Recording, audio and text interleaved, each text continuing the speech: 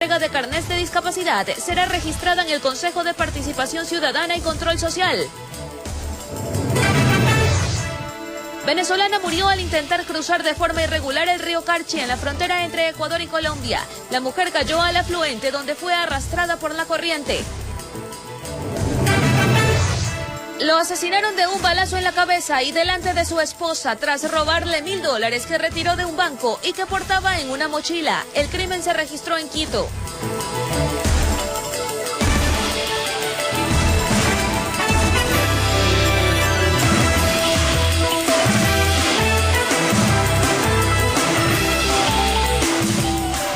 Buenas noches, amigos televidentes, les damos la cordial bienvenida a la emisión estelar de su informativo La Noticia. Les tenemos completa información de Ecuador y el mundo. Adriana, buenas noches. Charlie, queridos televidentes, muy buenas noches y bienvenidos a la presente emisión informativa. Les contamos que en el norte de Quito, sacapintas asesinaron a un hombre por robarle poco más de $1000. El cuerpo quedó tendido sobre una vereda con un impacto en la cabeza. Veamos los detalles.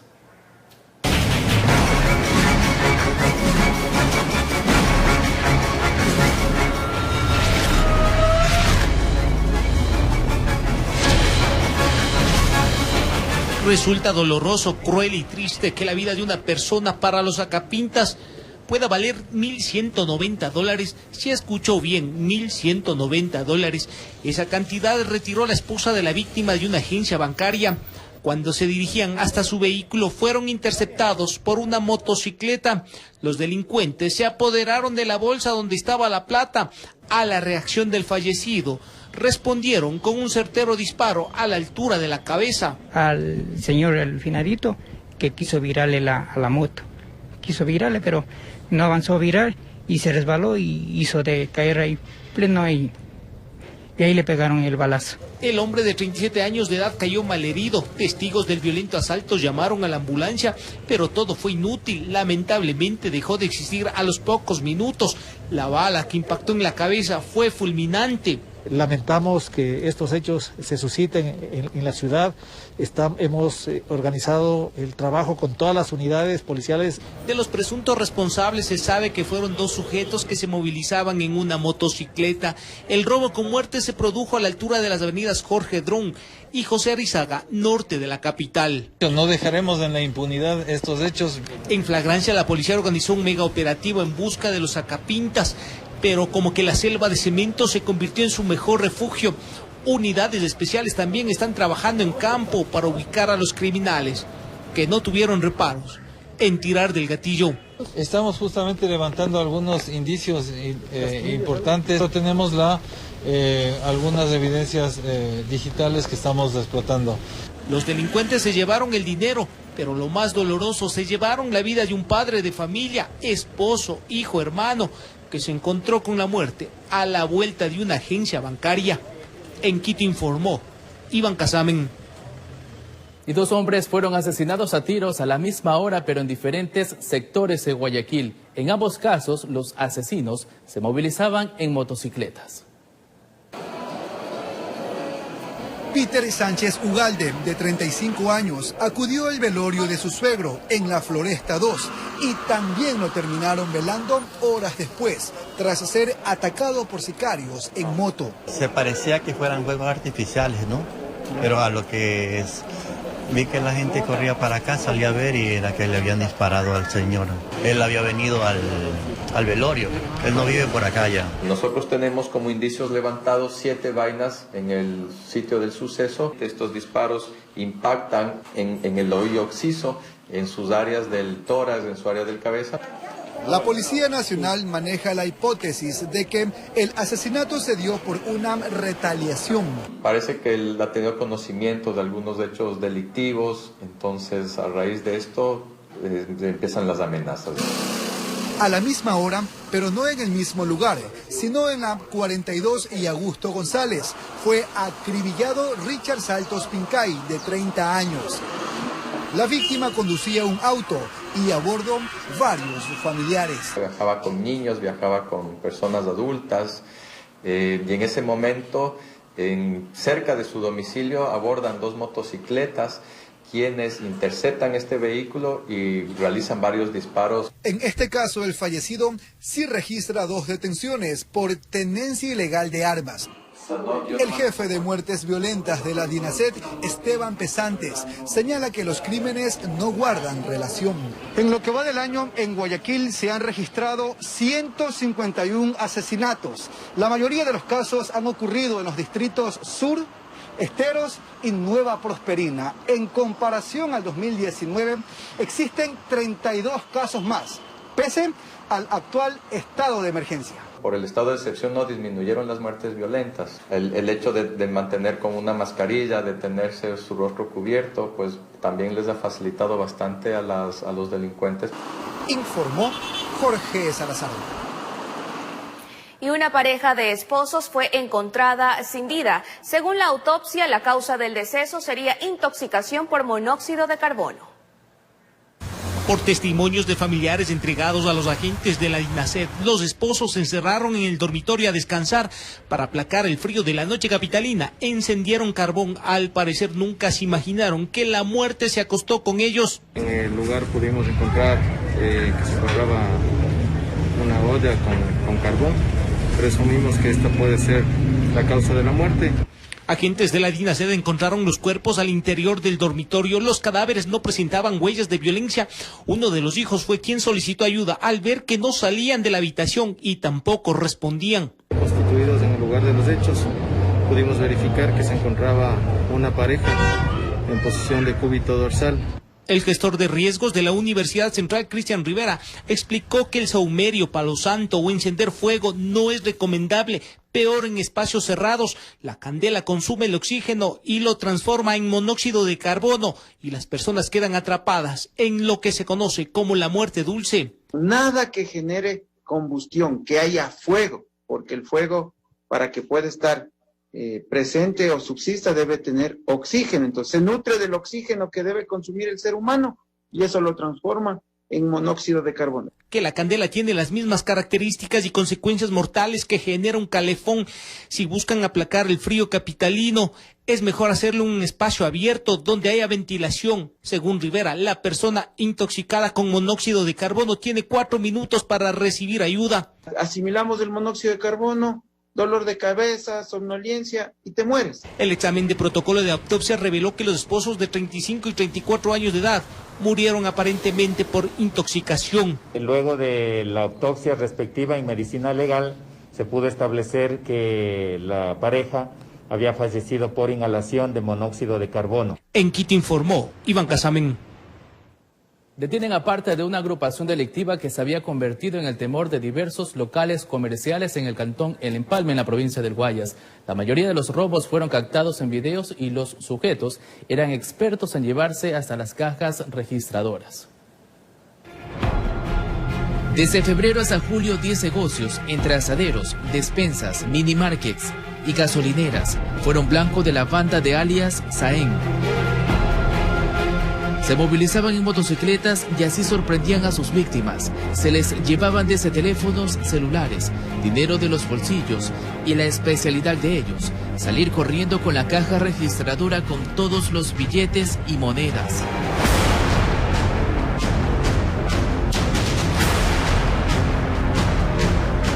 Los identificaron y se giraron boletas de captura. Unos seguían delinquiendo y otros ya estaban detenidos por diferentes delitos. Los operativos los ejecutaron en la penitenciaría del Litoral y en algunos barrios del cantón donde operaban, en El Empalme, en la provincia de Guayas. Ejecutó en horas de la madrugada la operación policial Victoria 518, en conjunto con los grupos tácticos de la Policía Nacional y en coordinación con Fiscalía, desarrolló esta operación policial. Les encontraron desde prendas de vestir que utilizaron durante los actos ilícitos, también armas de fuego y una motocicleta. Todo quedó en manos de la Policía Nacional. Son el resultado de 5 meses de una investigación aproximadamente. Se logró identificar y localizar a individuos que se encontraban cometiendo delitos a unidades económicas. Ellos serán presentados en las próximas horas en una audiencia de formulación de cargos, al ser acusados por el delito de robo agravado y asociación ilícita, informó Charlie Pizarro. Capturan a 3 sujetos durante un operativo en el suroeste de Guayaquil. Los individuos se movilizaban en un vehículo y transportaban droga y dinero en efectivo. Estas imágenes demuestran que para los detenidos el negocio ilícito de las drogas iba excelente al momento de ser detenidos. Los 3 individuos fueron sorprendidos durante un operativo de control por parte de la policía, ATM y Fuerzas Armadas. Al momento de parar la marcha de un vehículo, se procedió a visualizar que por la ventana botaron una sustancia sujeta a fiscalización, que se presume que es marihuana, aproximadamente $1.070 que no han justificado. Manifiestan que ellos son chulqueros. La captura se efectuó en las calles 16 y Ayacucho, suroeste de Guayaquil. En cuanto a sus antecedentes, se informó que 2 de ellos ya habían pisado la cárcel por delitos considerables. Tienen antecedentes por asesinato y otro por robo. Se nos dio las pericias para que se realice lo que es la prueba de campo, para verificar la legalidad y se continúe con el debido proceso. Se presume que los sujetos expendían el alcaloide a domicilio. Informó Jorge Salazar. Capturan en flagrancia a 4 sujetos que se movilizaban a bordo de un vehículo en el norte de Quito. Los sospechosos estarían involucrados en el robo a transeúntes con armas blancas. Cerrémosle allá. Antes que amanezca, cuando el reloj marcaba las 05:45, las maniobras evasivas de un conductor llamó la atención de los policías que patrullaban por el sector de la Jipijapa. A la orden que se detenga, hizo caso omiso y empezó un impresionante operativo de persecución. Varias unidades se sumaron para cerrar el paso del auto sospechoso. Quienes habían cometido minutos antes un ilícito, en este caso un robo. Con el paso bloqueado, la policía obligó a los ocupantes a descender con las manos sobre la cabeza. Eran 4 los que salieron al tour delictivo. Por las denuncias, aparentemente recorrían calles del norte de la capital, perfilando a personas que salían temprano de casa para despojarles de sus pertenencias. Portando 3 armas blancas, 7 terminales móviles, también documentos que obviamente no eran de sus pertenencias. Entre las cosas de los presuntos delincuentes, algunos teléfonos celulares, así como armas blancas. Al ver el movimiento policial, llegó por curiosidad uno de los afectados y reconoció el vehículo del que minutos antes se bajaron 2 tipos y le quitaron su equipo móvil y dinero.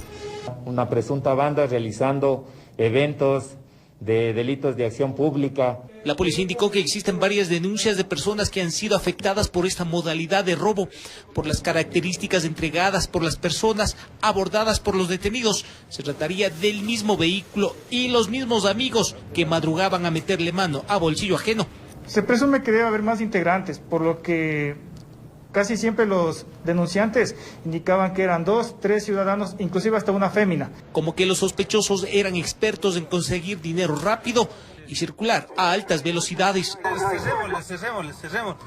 Cerrémosle allá. En Quito informó Iván Casamen.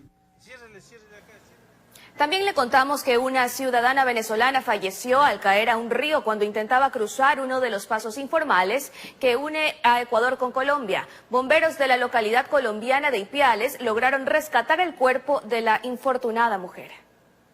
Esta mañana personal del Cuerpo de Bomberos de Tulcán fueron alertados. Una joven habría caído al río Carchi cuando intentaba cruzar el paso informal denominado Peña Blanca. La joven supuestamente resbaló y lamentablemente fue arrastrada por la corriente del río hasta Rumichaca. El procedimiento de rescate lo hizo el personal de bomberos de Ipiales. Se dispuso un operativo en el cual participaron asimismo personal del Ejército de Colombia, bomberos Tulcán, y logran dar con el paradero del cuerpo, el cual se encuentra bajo el sector conocido como el hotel turístico.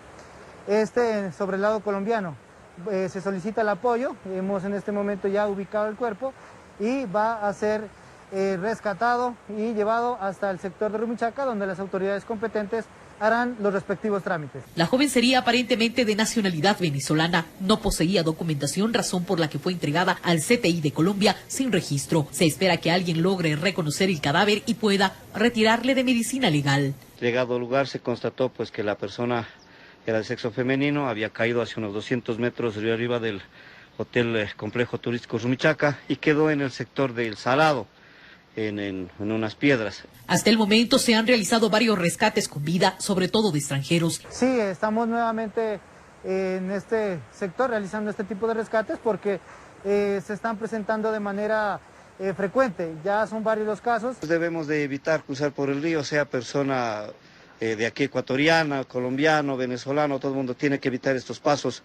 Con imágenes de José Cedeño desde Rumichaca, informa Miriam Enríquez.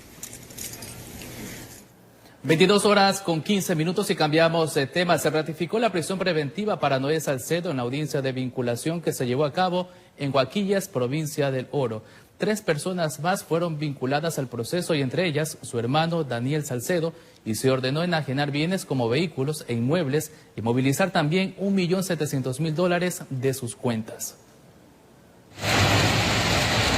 La tarde de este miércoles 8 de julio se llevó a cabo la audiencia de vinculación en el juicio que la Fiscalía lleva a cabo en contra de Noé Salcedo. La acción se realizó en la unidad judicial ubicada en la ciudad de Huaquillas. La Fiscalía vinculó a 3 personas más por el delito de lavado de activos basados en el artículo 317. Consultado a la defensa, indicó que se trata de una persecución. Este juicio empezó por flagrancia y empezó por $47.000 y debe de responder por flagrancia la persona que tenía los $47.000. Flagrancia es acto consumado que se consuma al momento, en el acto. Entonces no puede Fiscalía en forma errada técnicamente venir a investigar desde el año 2014. Noé Salcedo fue aprehendido el 9 de junio. En su poder se halló $47.000 que no pudo justificar la tenencia. El detenido volvía de Perú luego de pretender ayudar a su hermano Daniel Salcedo, quien sufrió un accidente aviatorio y estaba ingresado en una clínica. Entonces aquí tiene que investigar por un delito flagrante. ¿Qué persona fue encontrada con el dinero? Y si esa persona justifica o no justifica el dinero. Punto.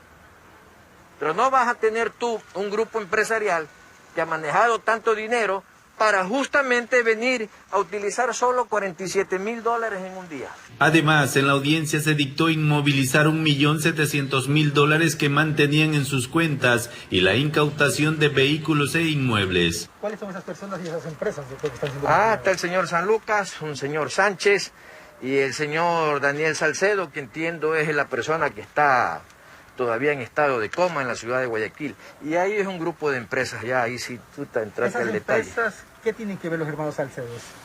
Bueno, son accionistas, pues ya eso es cuestión de ellos, ¿no? Son miembros socios, accionistas, inversionistas de sus grupos empresariales. Se ratificó la prisión preventiva para Noé Salcedo y la investigación continuará por 30 días más. Desde la provincia de El Oro, informó Richard Ceballos. Y en ese sentido, la Fiscalía General del Estado publicó en su cuenta de Twitter lo siguiente. Fuerza de Tarea de Fiscalía procesó a Daniel Salcedo y Noé Salcedo en audiencia de vinculación en Huaquillas por presunto lavado de activos. Se dictó inmovilización de $1,7 millones que mantenían en sus cuentas y la incautación de vehículos e inmuebles. Además, fueron vinculadas 6 personas jurídicas al proceso por presunto lavado de activos, en el que se investiga a los hermanos Daniel S. y Noé Salcedo. En total, 6 vehículos y 6 inmuebles relacionados con las empresas procesadas fueron incautados. Y ahora les informamos que el carnet de discapacidad de Daniel Salcedo, ahora Alfredo Adún, también su hijo y el piloto serán vinculados al proceso legal por la fallida fuga de Daniel Salcedo a Perú. Ellos deberán comparecer este viernes a la Fiscalía. Veamos. Fausto Álvarez, administrador de una empresa de propiedad de Alfredo Adún, acudió a la Fiscalía en Guayaquil a rendir su testimonio como parte de la investigación que se sigue sobre el accidente aéreo registrado el pasado 8 de junio en Perú, donde se estrelló la avioneta en la que viajaba Daniel Salcedo. Él entregó unos chats donde supuestamente se culpa al piloto Franklin Lara. La mentira más grande es que cuando ya el avión se había caído, yo le insisto en su llamada y me dice que él no estaba en el avión, que él estaba en un velorio con su abuelita en Quevedo. ¿Entendido conocía a Daniel Salcedo? Tengo entendido que no, en absoluto. Alfredo Adún, su hijo y su piloto serán vinculados al proceso legal por la fallida fuga de Daniel Salcedo, que viajó en la avioneta de propiedad del empresario guayaquileño. Ellos deberán comparecer este viernes en la audiencia de vinculación. La Fiscalía indaga un presunto delito de fraude procesal para esclarecer los hechos en torno al vuelo que realizó Salcedo. Me traen detenido a la Fiscalía y no hay ninguna causa abierta, no hay ni un fiscal esperándome, no hay un secretario, nadie para que recepte. Me tienen de 8:30 de la noche a 1 de la mañana sin comer, sin beber nada, sin mi insulina, sin mi remedio. Me fueron a dejar en un hospital que me costó $900 la cuenta. Adún solicitó que llamen al mecánico de la avioneta. Ayudante de mecánico en este caso es el que tenía que ir a las 5 de la mañana a despachar el avión para hacer los vuelos que tenía programado. Y Lara lo llama y le dice, no vayas que no voy a volar. Entonces el ayudante mecánico aparece a las 8. El empresario indicó que por la vinculación en el intento de fuga de Daniel Salcedo, le quitaron su visa norteamericana, lo que le impide realizarse sus quimioterapias en el exterior. Informó Roselena Vasconés. Y bien, el carnet de discapacidad de Daniel Salcedo fue firmado en una unidad médica del suroeste de Guayaquil, mientras que el de su hermano, Noé Salcedo, fue otorgado durante la madrugada del 20 de enero en un centro de salud del puerto principal. Los hermanos Salcedo no fueron valorados físicamente para obtener los documentos. Tenemos un informe.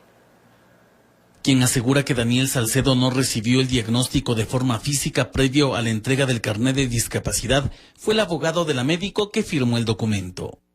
De esta manera se explica en una entrevista realizada por Diario El Comercio al jurista que la doctora Jessica S. solo habría firmado el documento tras un análisis de los informes de otros médicos. Se asevera que ese era su trabajo, mismo que obedecía protocolos establecidos desde el año 2017, por lo que cientos de carnés habrían sido otorgados bajo ese proceso. De otra parte, también con irregularidades se habría obtenido el carnet de discapacidad de Noé Salcedo, hermano de Daniel Salcedo, pues lo habrían otorgado durante la madrugada del 20 de enero de 2020, con exámenes e informes de especialistas sin firma de responsabilidad emitidos el mismo día. El médico que entregó el carnet de discapacidad a Noé Salcedo sería el que otorgó también el documento a Andrés Cedeño Carreño, amigo de los hermanos.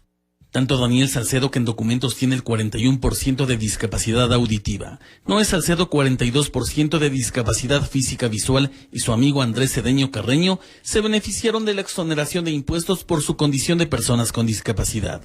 Entre otras cosas, se conoce que importaron automóviles de gama alta aprovechando el derecho que les otorgaba la ley. Informó Javier Rosero.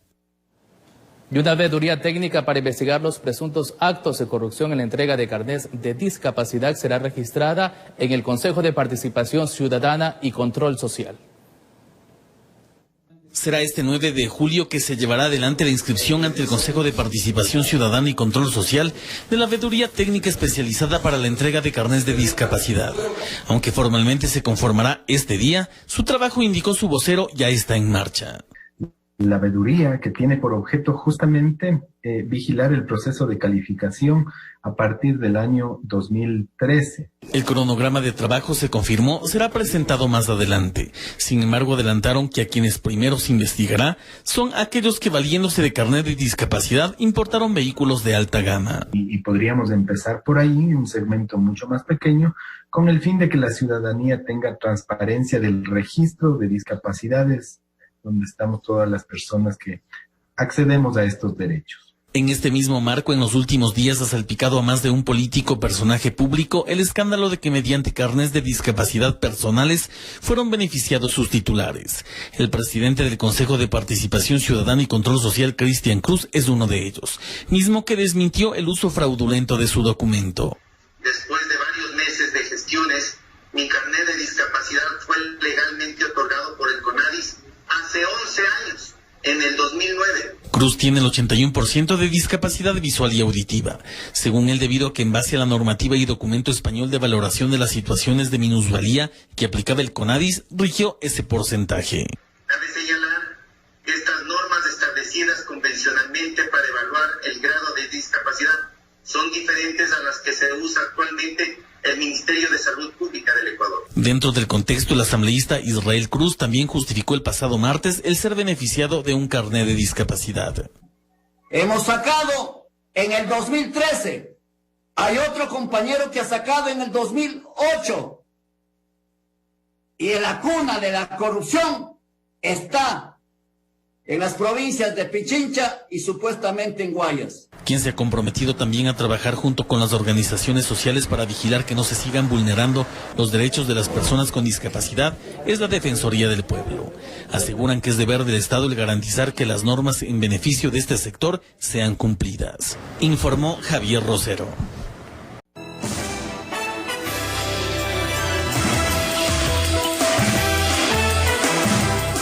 22:31 y continuamos informando. Luego de 2 años en funciones, el canciller José Valencia presentó su renuncia al cargo. El diplomático de carrera no dio mayores detalles de su salida, pero sí aseguró que se deben a motivos personales.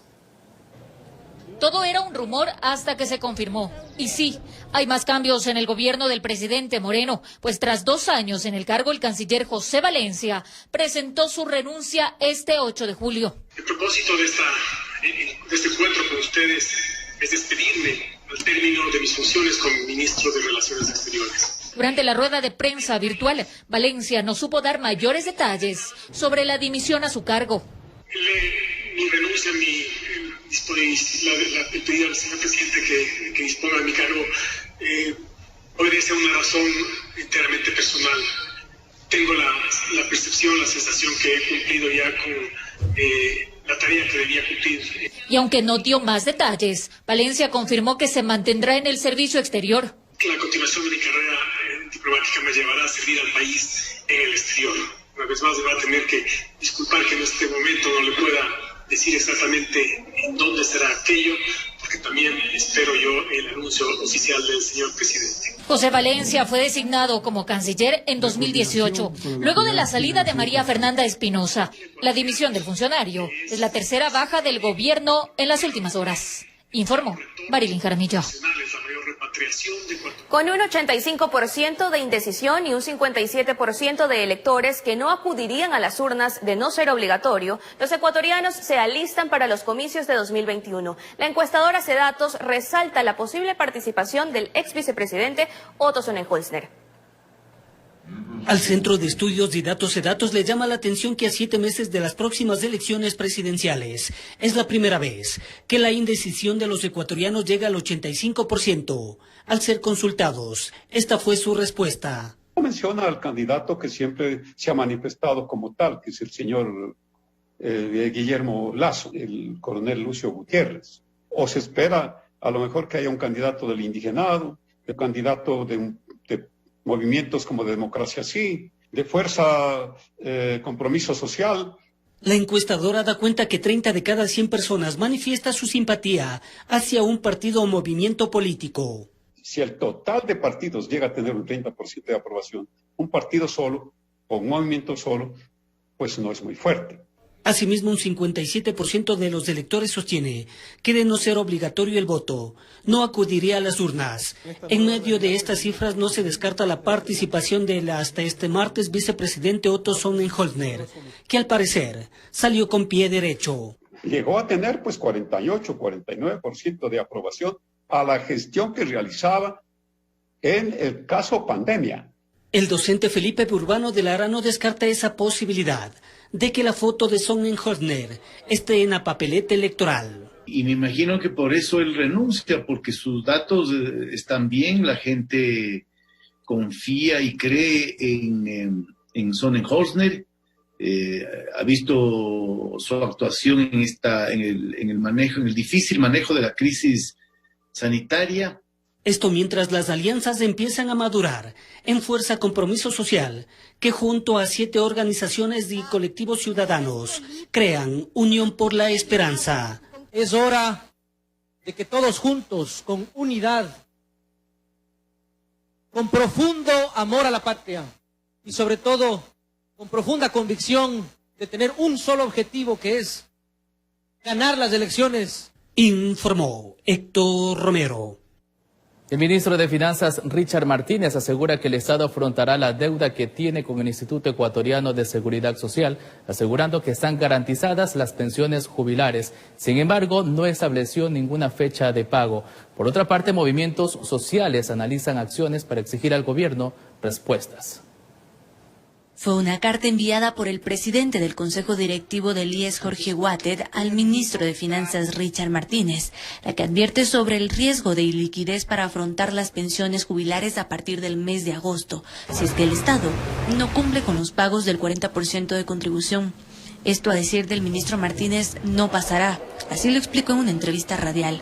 Diría a la ciudadanía que puede estar tranquila de que a pesar de la complejidad, en agosto no se va a dar este escenario que algunos alertan y se preocupan con justa razón. Nosotros estamos trabajando en, digamos, los mecanismos de contingencia que nos permitan llegar a un escenario favorable. Watted explicó que desde octubre de 2019 el ministerio no ha cancelado los rubros a pesar de la insistencia. A esto, Martínez respondió que depende del flujo de la caja fiscal. No nos desentendemos nosotros del problema, bajo ningún concepto, pero vamos solucionando conforme la caja fiscal nos vaya dando el margen. Sin embargo, el aporte del 40% para las pensiones del IES se consideró dentro del presupuesto general en 2019 y también en 2020 y 2021. El incumplimiento ha motivado a organizaciones como el Parlamento Laboral a demandar al Estado.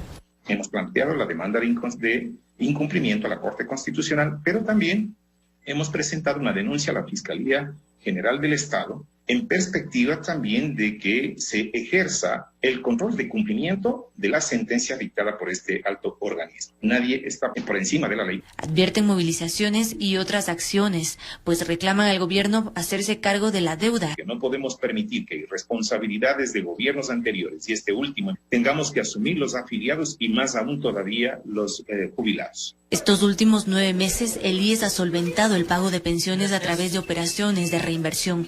Entre enero y junio, el IES solicitó al BIES $743 millones. Si el fisco no cancelara su deuda hasta finales del año, la reinversión sería de $1.477 millones, el doble de lo solicitado en 2019, lo que representaría un golpe para los afiliados. Pone en riesgo el futuro de las nuevas generaciones, porque el Fondo de Invalidez, Vejez y Muerte se queda sin ahorro. Informó Carolina Basante. En los exteriores de varios hospitales de Quito, familiares de pacientes con COVID-19 viven momentos difíciles a la espera de resultados médicos. Según datos de la Secretaría Metropolitana de Salud, existe una lista de espera para camas en cuidados intensivos. En 2 casas de salud que visitamos no hay filas para ser atendidos. Sin embargo, en los exteriores hay una atención de los familiares de pacientes contagiados de COVID-19. Se dedican a lo único que está a su alcance en estos casos, esperar. Como todo hijo, preocupado sin saber si es que va a salir o no. ¿Qué día ingresó? El día viernes, en la mañana. Sí, tiene que está con el pulmón ya bastante acabado y que está con COVID. En los alrededores se les puede ver a pie firme aguantando los cambios repentinos de clima, con la incertidumbre de conocer cuál será la suerte de sus seres queridos. A veces salen, a veces no salen. Y con ese dolor, con esa incertidumbre, ¿saldrá o no saldrá? Han dejado su vida en pausa, esperan con ansias las noticias de los médicos. Son historias que duelen y conmueven como la de este joven. La ambulancia no llegó y recorrió varios hospitales para que pueda recibir atención su abuela materna. No hay camas, que tienen que esperar el piso y ahorita supuestamente no sé nada de ella. No me permiten ingresar, me fui a la 1 de la mañana, regresé a 8 de la mañana y no sé nada de ella. La necesidad de camas para pacientes positivos también es preocupante según los últimos datos de la Secretaría Metropolitana de Salud. Que la necesidad es de 43 personas que están a espera de una cama de cuidado intensivo. Al momento, 3 camas estarían disponibles, pero en 2 hospitales pediátricos de la ciudad. No tenemos en este momento disponibilidad de camas para adultos, ni de cuidados intensivos, ni de pacientes COVID en hospitalización. En este contexto hay registros del pasado mes de junio de 562 fallecimientos en exceso, un dato superior reportado en el mismo periodo en los últimos 3 años. Informó Priscila Cadena. El sector turístico del país presentó el proyecto Local Seguro a fin de generar confianza al turista nacional y extranjero. Este servirá para su reactivación productiva bajo parámetros de bioseguridad. Veamos. Miles de establecimientos a nivel nacional entre restaurantes, hoteles, operadoras turísticas, haciendas y gremios afines a esta rama se han visto afectados por la pandemia. Locales que desde ya han iniciado a poner en marcha los protocolos de bioseguridad, desinfección de las unidades, del calzado, la toma de temperatura, gel para la desinfección de manos y el respectivo distanciamiento. La desinfección de ropa a través de una túnel de unas lámparas que no hacen ningún daño porque la exposición solamente son de 8 segundos y por supuesto con la reducción de las sillas en cada mesa y el respectivo distanciamiento. Basándose en ello, la Federación Nacional de Cámaras de Turismo presentó el proyecto Local Seguro, que busca reactivar a dicho sector bajo todas las medidas de protección. Un aporte importantísimo y un factor de crítico de éxito para que el turismo se reactive desde la parte de bioseguridad, desde la parte de tranquilidad para la salud de todos los turistas, tanto nacionales y extranjeros. Y para clasificar qué local obtenga dicho sello, existen 2 organizaciones quienes serán las encargadas de la inspección y auditoría de aquellos sitios que deseen formar parte de este proyecto. Vamos a evaluar, tanto Food Knowledge como nosotros, como Veritas, lo vamos a evaluar para ver que estamos cumpliendo con estas iniciativas normativas locales, internacionales y que cada día están cambiando. A nivel nacional existen 30.000 empresas relacionadas al turismo. De estas, el 67% están a la espera de una reapertura. Las demás no abrirán. El proyecto es de manera voluntaria. El costo del sello va desde los $300 de acuerdo al espacio y la categoría de local. Informó Carlos Julio Gurumendi.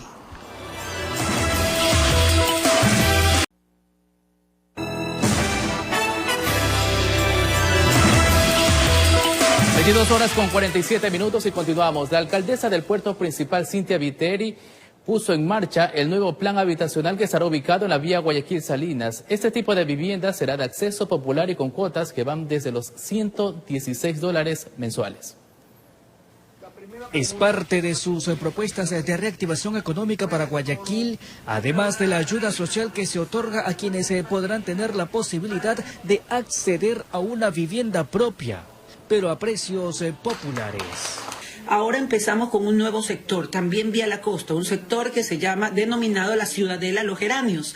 El proyecto se llevará a cabo en 2 fases, con un total de 1.080 casas valoradas en $36.000.